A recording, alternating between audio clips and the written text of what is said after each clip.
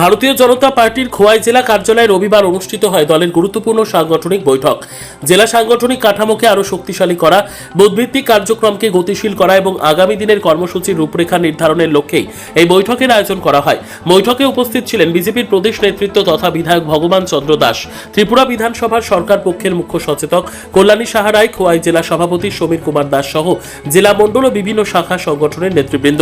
বৈঠকে সদস্য সংগ্রহ অভিযান, বুথ কমিটিকে আরও সক্রিয় করা, কেন্দ্রীয় ও রাজ্য সরকারের জনকল্যাণমূলক প্রকল্প সাধারণ মানুষের কাছে পৌঁছে দেওয়া এবং আগামী সাংগঠনিক কর্মসূচি সফলভাবে বাস্তবায়নের বিষয়ে বিস্তারিত আলোচনা হয়।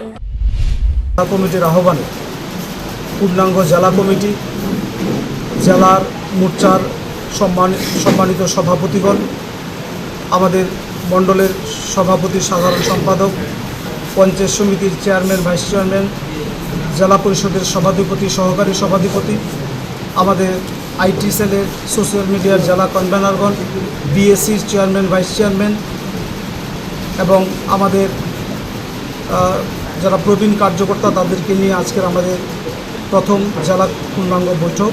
তো আজকের আমাদের এই বৈঠকে প্রদেশ থেকে আমাদের মধ্যে উপস্থিত আছেন আমাদের রাজ্যের প্রাক্তন মন্ত্রী এবং বর্তমান প্রদেশ কমিটির সম্মানিত সাধারণ সম্পাদক বিধায়ক ভগবান চন্দ্র দাস মহোদয়।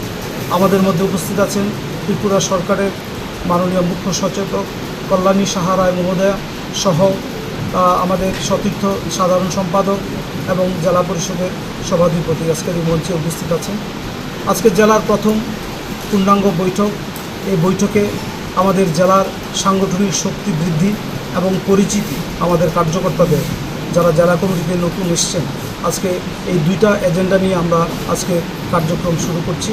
তো মূল লক্ষ্য খোয়াইয়ের যে জেলার 6টা বিধানসভা, সেখানে ভারতীয় জনতা পার্টি যা বিধানসভা তারা প্রতিনিধিত্ব করুক। আমরা চাই সংগঠনকে সশক্ত করতে চাই এবং জনপ্রিয় দেশের প্রধানমন্ত্রী নরেন্দ্র মোদীজি, রাজ্যের জনপ্রিয় মুখ্যমন্ত্রী প্রফেসর ডক্টর মানিক সাহাজি, কেন্দ্র এবং রাজ্য সরকারের যে সমস্ত উন্নয়নমূলক প্রকল্প, সেগুলিকে আমরা মানুষের বাড়িতে, মানুষের উঠানে পৌঁছে দিতে চাই। একদিকে প্রশাসন কাজ করবে, অন্যদিকে আমাদের সংগঠন তার সাথে কাজ করবে।